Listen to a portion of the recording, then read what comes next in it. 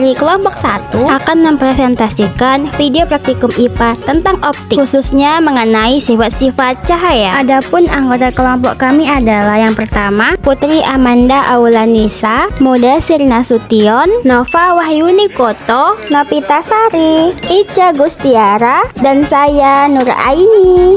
Jadi yang pertama adalah tentang sifat-sifat cahaya. Kemudian alat dan bahan yang diperlukan adalah yang pertama cermin datar, cermin cembung, cermin cekung, busur derajat, kertas HVS, lilin, laser, dan layar. Cara kerjanya pertama, pasang cermin di atas kertas HVS seperti ini. Kemudian tempelkan busur derajat di depan cermin. Arahkan sinar laser ke cermin dengan sudut tertentu. Kemudian amati sinar datang dan jalur pantul pada kertas. Dan berikut ini adalah hasilnya.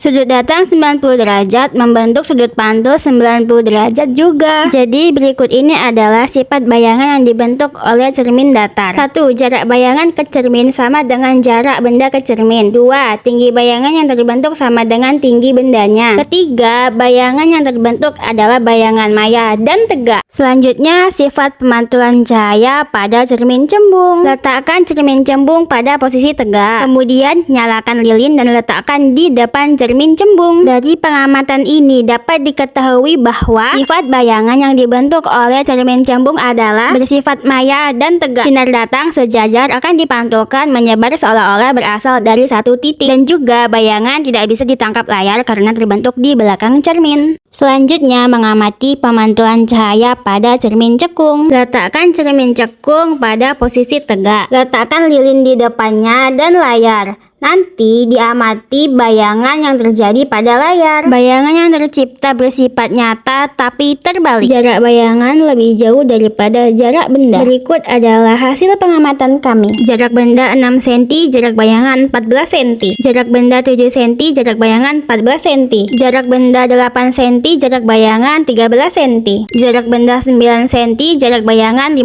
cm. Jarak benda 10 cm, jarak bayangan 8 cm. Jadi kesimpulan kami terhadap pengamatan kepada cermin datar, cermin cekung, dan cermin cembung adalah pada cermin datar berlaku hukum pemantul, yaitu sudut datang sama besar dengan sudut pantul. Cermin cembung menghasilkan bayangan maya, tegak, dan diperkecil. Sedangkan cermin cekung menghasilkan bayangan nyata atau maya tergantung jarak benda. Sekarang lanjut ke pengamatan lensa cembung. Alat dan bahan yang dibutuhkan adalah lensa cembung, layar, dan sumber cahaya yaitu lilin. Cara kerjanya adalah yang pertama, menyusun lensa pada dudukan dan diletakkan di antara layar dan sumber cahaya. Kemudian ukur jarak benda dan jarak bayangan. Berikut adalah hasil pengamatan kami.